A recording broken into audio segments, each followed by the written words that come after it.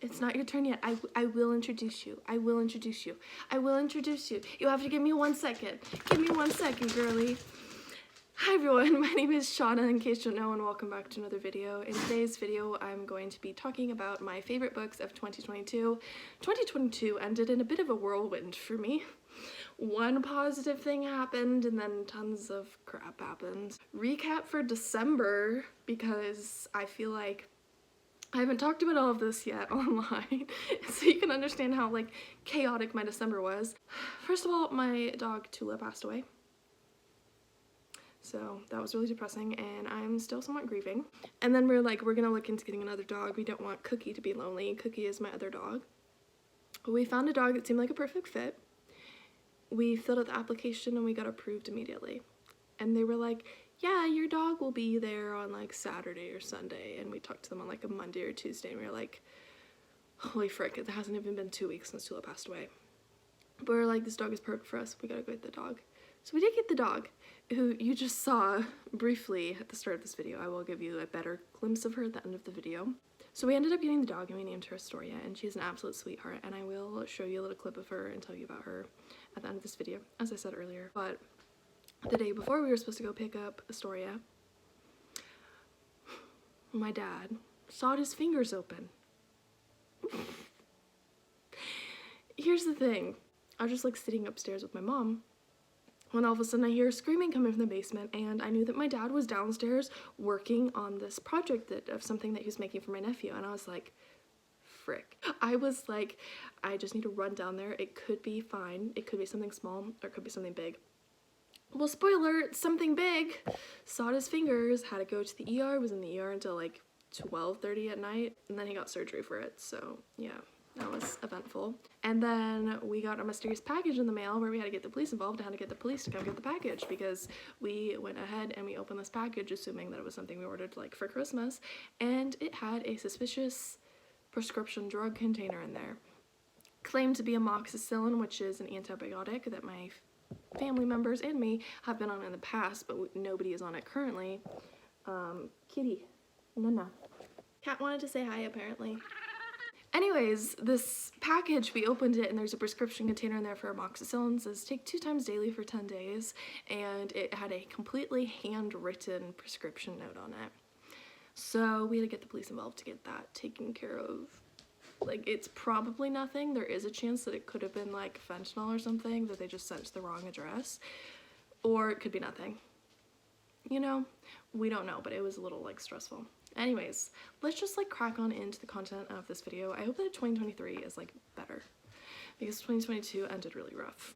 Hopefully all my animals stay in good health. Hopefully all of my family stays in good health, although I have some relatives who are not doing so great right now. Let's just hope that 2023 turns out to be better than everyone is anticipating.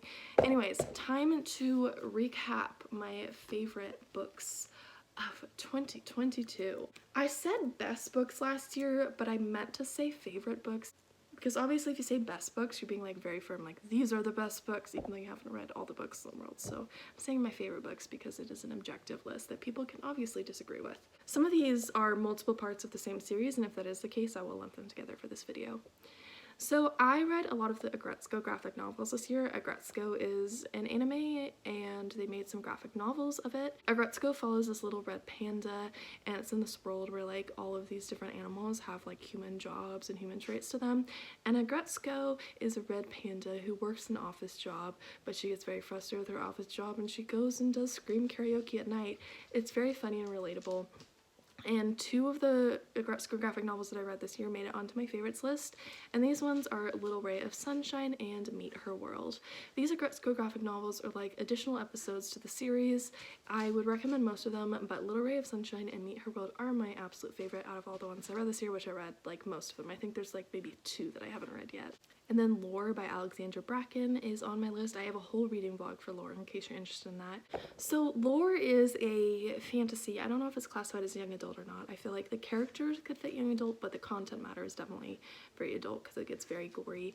Lore is this competition in which every few years, I think it's like every 7 years or something like that, there's different families who represent different Greek heroes, and these families fight each other, and if they can find a god and kill the god, because there's several gods who are down on earth because they are being punished, so they are not up where all the other Greek gods are right now. If you kill one of the Greek gods and you're one of these families that are part of like these Greek heroes, then you will get the gods' powers. So it's a very intense story. I would say that it's like Hunger Games meets Percy Jackson, but add in like tons of violence. I really enjoyed it. I mean, the ending is a little disappointing, okay? Here's the thing. I have these books on here. These are books that all got 5 stars from me, but I still critique my favorite books because I feel like most books aren't inherently like perfect, but Lore is just such an interesting and fast-paced story, and like I cried while reading it because there was like a cliffhanger where I thought my favorite character died. I was a mess while reading it. Again, I have a whole vlog. You can go watch my thoughts like as I'm reading the book if you would like to.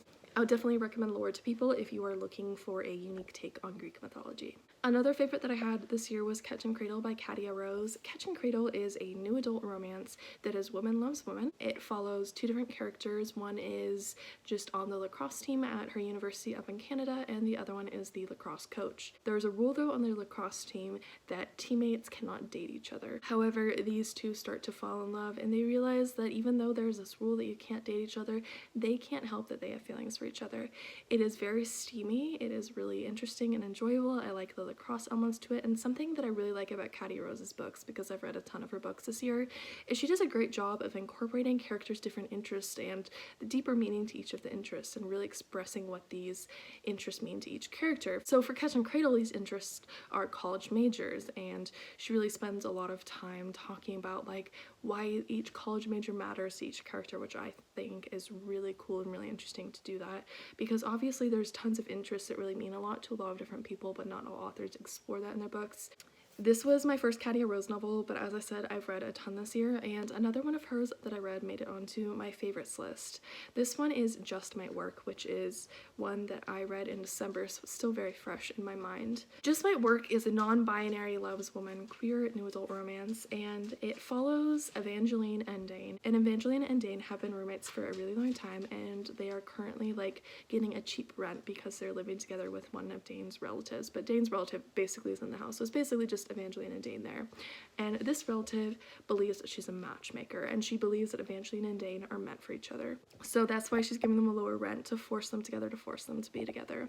Evangeline and Dane, though, they hate each other, they get on each other's nerves, and when the relative says, hey, I'm gonna kick you out of this place because there's someone else who I think needs this place right now, they're like, we need to make this relative think that we're in a relationship so that she has a reason to want to continue to let us stay there. But of course, this fake relationship starts to blossom other feelings for each other. I really, really love this one, and this one is my favorite Katia Rose book that I've read.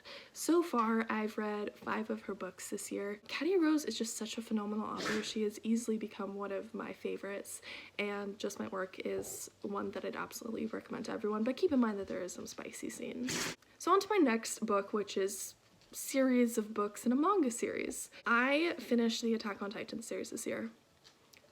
I'm literally obsessed. So my story with Attack on Titan and the journey that I went on with Attack on Titan is that when I was in middle school, Attack on Titan was one of the very first animes that I read. Oh my gosh, wait, sorry, she has one of my stuffed animals.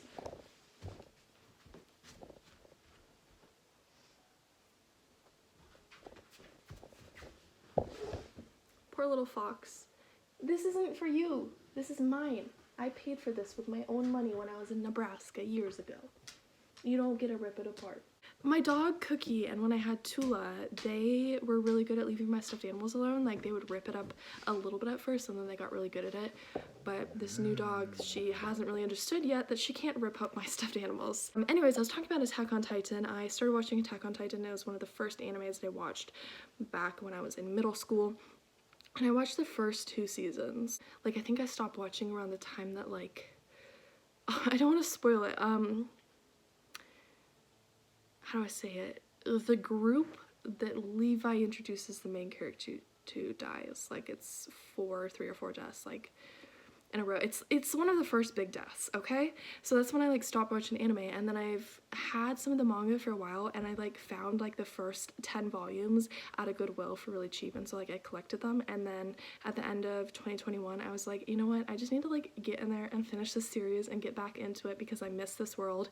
And I did get back into it, and I really enjoyed it. Of course, Attack on Titan is now one of my favorite manga series, and I really need to go and finish the anime, although as of filming this, the anime hasn't finished because they kept like delaying the final part of the final season.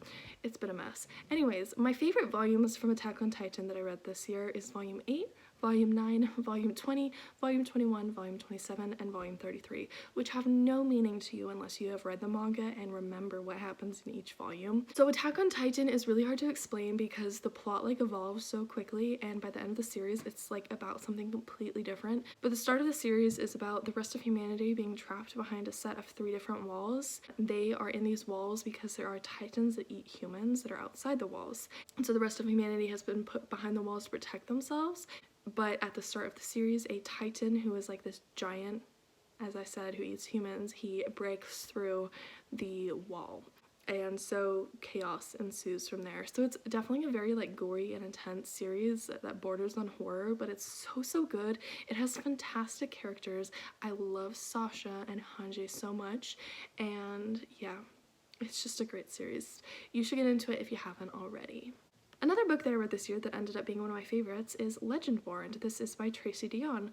Legendborn is a young adult book that is fantasy that takes place at a college, and each of the Knights of the Round Table from Legend of Arthur have descendants who get powers from them. It's really hard to explain how the lines work if you haven't read the series, but basically there are certain people who are chosen, and then they end up getting these powers based on the knight that they descended from. And then there's this girl, Bree. So Bree is not one of the Legendborn. She has nothing to do with the society, but her mom was killed in a car crash, and she isn't entirely convinced that it was an accident. She starts to learn about this world, and she starts to think that somehow this has something to do with her mom's car crash or her mom's death, because she's not entirely convinced, again, that it's an accident. So it's sort of like a mystery that unfolds from there. I love the romance from Legendborn. I love so many of the characters, and I found the world building to be so interesting. Now, I do have to say that I did read Bloodmarked, and that is the sequel. Hated it. So if you want to read the Legendborn series, just read the first book to start off with. And how do I word this? If you like the lines that are set up, don't continue with the series, but if you mainly like it for like Cell, then you can continue with the series. That's all I will say. I feel like I have a really unpopular opinion about the second book, but the first book is like phenomenal, and I would recommend the first book to literally everyone. The first book has something for literally everyone. It has a romance, it has early college and college settings, it deals with therapy in there too, it has a lot of grief, has a lot of like looking at your roots and where you came from, so it's a really good book. Just don't recommend the second book, so just read the first book, everyone, please. Thank you. And then there's 2 books in the Circuit of Freaks series that made it onto my favorites list, and that is Allies of the Night and Killers of the Dawn. The Circuit of Freaks series, as I've said in the past in previous videos, is really hard to describe because the plot has evolved so much from the first book that I can't even tell you like that much about the main character without spoiling this series. This series, though, it involves vampires. It involves lots of other supernatural entities, and it starts out being about a freak circus, and then it really like evolves from there. Allies of the Night and Killers of the Dawn get really intense and fast-paced, but they are so phenomenal. The series just gets better and better with each book that goes on. I believe Allies of the Night is number 8 and Killers of the Dawn is number 9. I have 3 more books left in the series, and it's just so good, and I'm like, I need to read every Darren Shan book now and read every one of his series. It also has an interesting take on vampires, I feel like, because it's not the traditional like vampire like romance per se, because I feel like we so often see like Twilight type vampires, like all pretty and all like gonna like fall in love with a human, and I feel like it's not exactly that. It's more like gritty and gory and intense in the Circuit of Freaks series, which I really appreciate. I'm not saying that Twilight is bad though, because I love Twilight. I do. I love the first 3 Twilight books. I mean, I like the other books too, but like the first 3 are superior in my opinion. Anyways, let's move on from that topic of conversation and talk about the final 4 books that I have on my favorite books of 2022 list. The next one on here is The Secrets of Dumbledore, which is the screenplay, because the movie The Secrets of Dumbledore, which is the 3rd Fantastic Beasts movie, came out. Unfortunately, it looks like this will be the final one in the Fantastic Beasts series. Just looks like Warner Brothers dropped it because, yeah, can like Ezra Miller and the TERF who wrote this series just stop? Just stop being problematic? Jeez. Anyways, I love The Secrets of Dumbledore. I think it's a very character-driven story, so if you don't like the characters, you're not going to enjoy the story, but I find it to be really, really enjoyable. And I found the screenplay fun because I'd seen the movie so many times that I could picture everything. And in this screenplay, there's like notes from different members of the cast, and there's different drawings and stuff, like different concept art for different costumes, which I thought was really, really cool. And I just love Secrets of Dumbledore so much. It is phenomenal. Then the third from last one, but of course I'm not ranking them in any order, so third from last in this list that I've created is Notable Native People, which I believe is by Adrienne Keene. This highlights different Indigenous people, mainly focusing in the US, and it's notable Indigenous people who've like done something to preserve their culture, done something for the climate, they're a political activist, anything like that, who've just done really good things that are worthy of like being known for. And Notable Native People was such a phenomenal read, and I feel like all the people in Notable Native People are people who you should have learned about in the American education system, but unfortunately our American education system is very centered on different white historical people and different just white people in general. Like, we don't learn about Native people enough. I mean, throughout my time in school, the only Native people that I learned about was Sacagawea and Nyanuki, which I don't know if Nyanuki was real or based on a book, I don't know. But anyways, I like learned about one Native person who was for sure real in school. That is like a failure of the US education system. So this book really like fills in some gaps. It has beautiful artwork, and all of these people will capture your attention and make you want to learn more about them. The final 2 books on my list are contemporary books that are both young adult. So the first one is Onder and Santi Were Here, which will not be coming out until like I forget when, sometime in 2023. I won a bound manuscript from a Goodreads giveaway.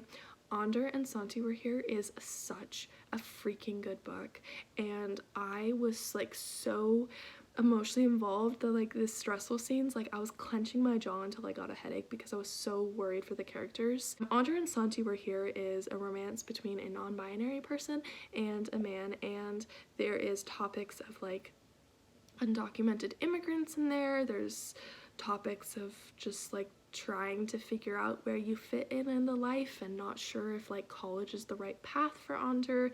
It's a romance that's just done really, really well. It can be intense at times, but it will really open your eyes to the experience of undocumented immigrants, and it'll really open your eyes to different cultures and identities that exist within the US. So I thought it was such a beautiful book that's so well written. It's by Johnny Garza Vila, and I need to read more books by them in the future because Onder and Santi Were Here is just so freaking good. I literally want to reread it again. It's so good. The final book on my list is a sequel, and this one is my favorite one in the series so far, although there is one more that is coming out in the series, and then there's a bunch of like mini comics I haven't read yet. This is Heartstopper Volume 3 by Alice Osman. Alice Osman is a phenomenal writer. She created these Heartstopper comics online. They did so well that they were able to be bound into 5 different volumes. The 5th volume isn't out yet. Heartstopper is just the sweetest queer romance that you will ever read. It has great representation there for different communities within the LGBTQ+ community. There is also some eating disorder representation that starts in the 3rd book. I was a little frustrated with the representation in the 4th book, if I'm going to be honest, but I'm not going to get into that here. But the 3rd book is just so phenomenal. The first 3 books are just like some of the best books ever, and the 4th book is really good too. It's just, it definitely takes a much more depressing tone to it that not everyone will be able to handle, but the first 3 books, I feel like everyone can handle them. They are just so freaking good. So those were all of my favorite books of 2022. These ones I all rated 5 stars. I loved all of these ones, and I would recommend all these ones, but just keep in mind if I mention that something's like gory or intense and you don't feel like you can handle it, It's completely okay. Just read the ones that catch your interest. Hopefully some of them catch your interest. Now, my feet are falling asleep, so I need to stand up and show you my new doggy. My new dog is named Astoria. Astoria is 10 months old or 11 months old, and she is from Houston, Texas. Houston and just Texas in general has a lot of stray dogs, and they have a ton of kill shelters down in Texas, so they try and ship a lot of dogs up. Cookie over there. I'm not able to point very well. She's over there. She is actually from Texas as well, but they're from different programs. So Cookie was from like a Great Pyrenees Rescue Society, and then Astoria is from, I forget the name, it's like something like Three Pities Rescue or something like that. So Pitbull Rescue. Astoria is a Pitbull mix. I believe she's mixed with a Pointer, and my feet are really falling asleep, so let me just stand up, take my camera with me, and show you Astoria. This is Astoria. So she's currently watching the cat because my cat Hermione is around the Christmas tree. Astoria is obsessed with cats and she wants to be best friends with them, but my cats aren't really so sure of her. Isn't she adorable? Hi, sweetie. She's so cute. She loves snuggles and she loves her sister Cookie. Anyways, that's all. Astoria, can you tell them to give this video a thumbs up? No, you're just too interested in sleeping. Okay. So until next time, everyone, goodbye.